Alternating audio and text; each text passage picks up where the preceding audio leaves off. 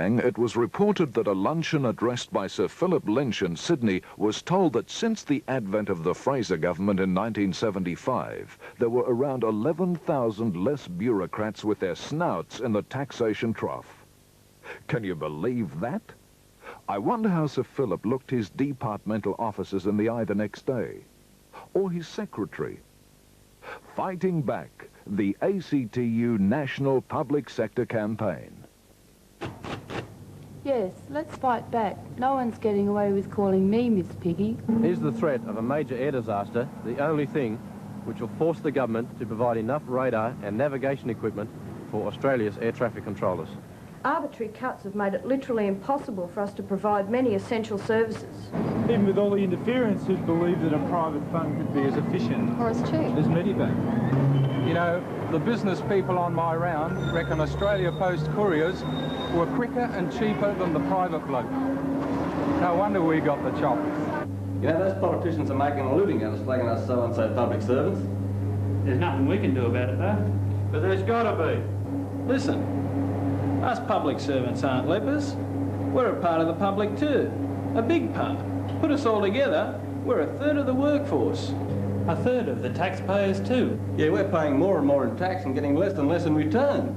I bet the rest of Australia feels that way too. They do. We know that because the ACTU engaged Australian national opinion polls to research exactly what the general public think about the public sector. And though there's evidence that the belittling of government workers by government has done some damage, Australians as a whole believe that a rich and growing country should have more services from government rather than less. And that's what this campaign's about. Improved services from the government for all Australians. Obviously, that aim can't be achieved by getting rid of the very people who offer services. Obviously, that aim can't be achieved by hampering and frustrating people whose job it is to safeguard every Australian's interest rather than to make it easy for powerful supporters of the government. Obviously, that aim can't be achieved by making the very name government employee a mindless term of abuse. For our own sake as Australians, as much as government workers, we've got to restore a bit of balance. We've got to make sure that our country gets the public services that it pays for. So the ACTU is undertaking this long-term campaign to get all of Australia on side with our efforts to provide them with the best.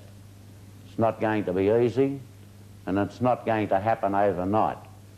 Every government worker is going to have to do his or her bit, and we've got to work to a plan if we're to succeed. So I'd like the coordinator of the campaign, Richard Doyle, to explain to you the thinking behind our plan and the positive steps we'll be taking in the immediate future. Thanks, Cliff. You mentioned that the ACTU's first step was to research the general public's attitude to the public sector. This is the report, and it contains some negatives. They do budge a fair bit, compared to the private companies, yeah. Well, if they're not dashing around making copy, they're usually standing talking, you know. Most offices you have to go to. Well, I know a number that, well, they shouldn't feed them, really. They just don't work. And they need somebody really to push them to work. Sometimes it happens to everybody in Australia. Sometimes you have to wait 3, 4, 5 minutes there until they finish their coffee or their conversation. They're not working enough. They tend to try and run the country themselves. And I don't think we get value for a dollar from them. They seem to be more interested in their superannuation and their other benefits they can accrue, I'm afraid. Pretty depressing. Virtually a playback of the government's line, and the report says it will be very difficult to change these prejudices, particularly in the short term. But listen to the strong positive support that also emerged. By and large, public service are a value proposition. I think they're doing a marvellous job. I think, yes, there is a good side.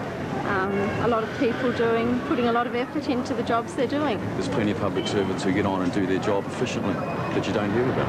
I think they're underpaid. Oh, well, the public servants are, I think, very kind and helpful. I think they're okay. Nothing wrong with them. They do their job, same as everybody else. More communication is between them and us out here, the better it is in the long run for all of us. I think it'd be a good idea if public servants somehow looked into what they were doing through a committee or get together themselves and try and improve their productivity in their working. I know what they produce during the time they work. I've found that whenever you go to the public service organisation, they're so pleased that anyone has thought to ask them about the things that they know, that they're most helpful. Those positive attitudes to the public sector are the basis of our campaign strategy. First, we've got to educate Australians about the real value of government services, the things so often they and we just take for granted. Next, we've got to tell people just how many essential services have been taken away or dramatically cut back during the last 6 years. Each one of us has a rough idea of the areas which affect us personally, but we've got to give Australia the total picture. Personal tax is the highest it's ever been, yet less and less of that money is coming back to ordinary Australians in the way of basic services. In fact, of all the developed countries with economic structures similar to ours, only 4 spend less on their citizens than Australia. And here they are: Iceland, Greece, Turkey and Spain. And we're supposed to be the lucky country. Obviously, we have to introduce a new element into our fight back against cuts to services, against any attempts to sell off government enterprises. We've got to harness the expertise we possess to offer a better alternative to Australians than the raw deal they're getting now. We have to take a close look at the policies which have threatened our jobs and our careers, not for selfish reasons, but because what is really at risk is the standard and the range of government services which a country as rich as Australia is absolutely entitled to. We've got to come up with better ways of doing things. We've got to get the public as a whole to tell the government that selling off successful and efficient government enterprises like the Bendigo Ordnance Factory just isn't on, nor is preventing public sector bodies from competing fairly with private enterprise. It's happening right now to Telecom and Australia Post, and they're not alone. We've got to stop that. Here's how. First of all, instead of relying on subjective opinion, we've had commissioned professional research. We've also tapped the knowledge and expertise of the members of the 25 or so contributing unions. Guided by this resulting broad range of advice, we've briefed one of the best agencies in the country for marketing social issues to come up with an advertising campaign. And you'll see one of the finished commercials shortly. Next, we've planned for full liaison procedures between unions, between trades and labour councils, and between shop floor reps and community groups, so no area will be neglected, because it's vital for this to be a campaign which involves everyone. Some unions have already appointed full-time officers to consult with branches Australia-wide to develop their recommendations on policy for future stages of the campaign. You can see we've gone about this campaign as though the future was at stake, because it is. We haven't got unlimited budgets, but we do have the best resource of all to get the message across: the size and the strength of our combined memberships. Together, we're 1/3 of the workforce, so if each one of us in a government sector union simply persuaded one non-government sector person of the merits of our case, our view would be the majority view. And politicians coming up for election understand that idea very well. They'd change their tack. But to achieve that result, our activity must be coordinated at the local Trades and Labour Council level, by the local union representative. All over the country, and particularly in regional areas, we've got to discuss the central issues: more services rather than less, improved services rather than diminished services, among ourselves. And then with the rest of the public, so they'll express their anger at what's happening too. So they'll direct that anger at the people really responsible for the decline in their services, the government. That way there's a double pressure for change, from us and from the rest of the community, as individuals and as members of community groups. To help you start discussion, we'll be putting a series of television advertisements to air Australia-wide at the end of February. Here's one which makes the point about who's really carrying the tax burden. I see that we need more tax investigators. Best news I've heard for a long time. That'll get the tax man off me back. Listen, mate, the only ones who'll get away with anything are the rich and big business, and then you'll end up paying for them with more tax. This country should spend more catching these tax avoiders. Don't be fooled. A country as rich as Australia should have more services from the government, not less. Presented by the ACTU for the public sector unions. The other two in the series deal with Medibank and with childcare, because our research indicates the general public identifies with what we've been saying all along in those areas. But there are so many other areas which the public don't know about, yet. The cuts that haven't made headlines, yet. The arbitrary interference in day-to-day decisions that isn't common knowledge, yet.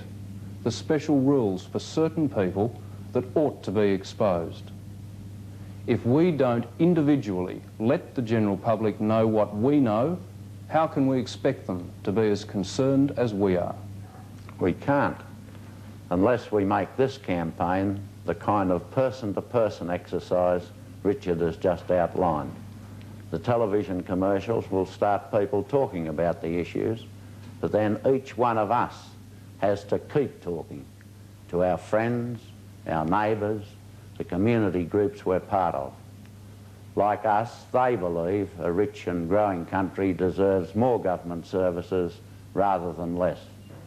The proposition stands to reason for any thinking person, but the public will go on being fooled if we don't personally reinforce that idea, if we don't get them on side helping us get the message across to the politicians.